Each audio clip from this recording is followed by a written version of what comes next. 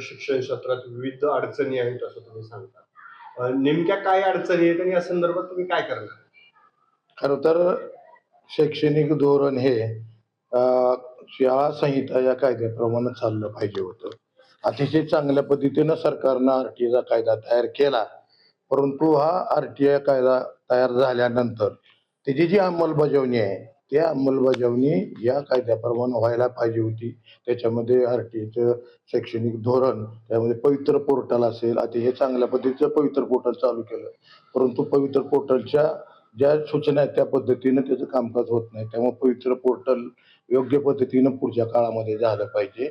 शिक्षकेतर कर्मचारी याच्यामध्ये प्राथमिक याच्यामध्ये शिक्षकेतर कर्मचाऱ्याची कपात केलेली आहे.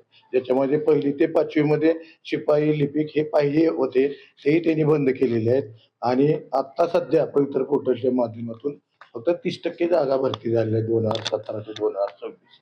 पवित्र पोर्टल हे कायम ओपन पाहिजे होतं. आणि टप्पा अनुदान जे आहे शिक्षकांचं, जे टप्पा अनुदान 20, 40, 60, 80 जे शासनानं जाहीर केलेलं 2011च्या कायद्याप्रमाणे शासनानं जाहीर केलेलं अनुदान आहे, परंतु आजपर्यंत ते शिक्षकाला 20, 40, 60, 80च्या पद्धतीनं मिळालेलं नाही.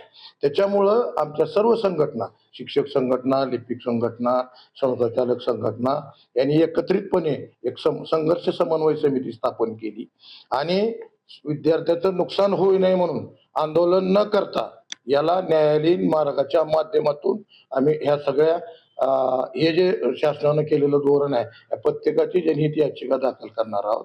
नीट, JEE सारख्या एक्झाम, ज्या एक्झामची जी परिस्थिती आहे सध्या, त्यांच्यावर कडक कारवाई झाली पाहिजे. मागच्या 10 वर्षापासून असे किती प्रकार झालेत त्या संदर्भात न्यायालयीन चौकशी झाली पाहिजे आणि यांच्यावर कार्यवाही झाली पाहिजे. आणि इंग्रजी माध्यमाच्या ज्या शाळा सरकारनं घोषित केलेल्या आहेत त्याला 25% अनुदान सरकार देते.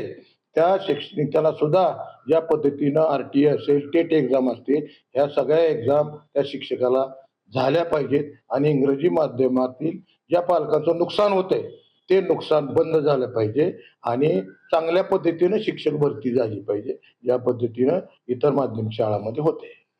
शिक्षकांना इतर कामं जी लावली जातात त्यावरही तुम्ही आक्षेप नोंदवला. एका शैक्षणिक वर्षात शिक्षकांना किती दिवस इतर कामं असतात? खरं तर जवळपास 365 दिवसामधले 100 दिवस BLO सारखे असेल, निवडणूक प्रक्रिया असेल, जनगणना असेल, याच्यामध्ये शिक्षकांना कंपल्सरी सहभाग घ्यावा लागतोय. आणि कंपल्सरी जर नाही केलं तर तुमच्यावर कारवाई करू म्हणून अशा पद्धतीचे जिल्हाधिकारी कार्यालय त्यांना बडगा असतो.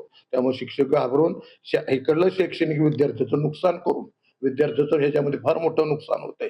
आपण एकीकडे सांगताय गुणवत्ता टिकवली पाहिजे, शाळांनी विद्यार्थ्याला घडवलं पाहिजे, आणि एकीकडं तुम्ही त्यांना हे सार्वजनिक काम देताय तेही बंद झालं पाहिजे. याच्यासाठी सुद्धा आम्ही न्यायालयात जातो.